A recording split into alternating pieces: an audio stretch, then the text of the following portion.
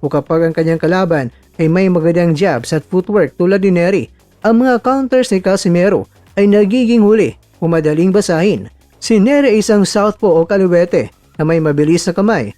Maaari niyang gamitin ang kanyang lead right hook para guluhin ang tiyempo ni Casimero at ang kanyang straight left para pasukin ang depensa nito. Dahil sa mga dahilang ito, tila bistado na nga ni Nery ang formula.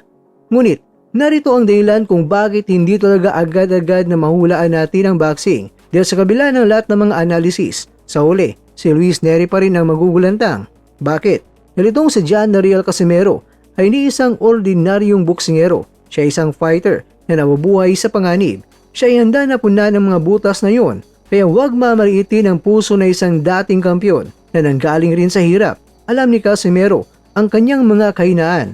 Ang kanyang kampo ay hindi natutulog. Kung ang analysis ng ilan ay nakikita ang mga butas, mas lalo na ang kanyang trainer na si Coach Jason.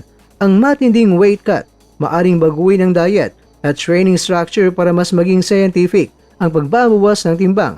Ang stamina, maaring dagdagan ng sparring at running sa high altitude. Ang depensa, maaring mag-focus sa head movement at footwork habang pinapasabog ang mga heavy banks. Si Casimero ay may one-punch knockout power sa magkabilang kamay. Iyan ang equalizer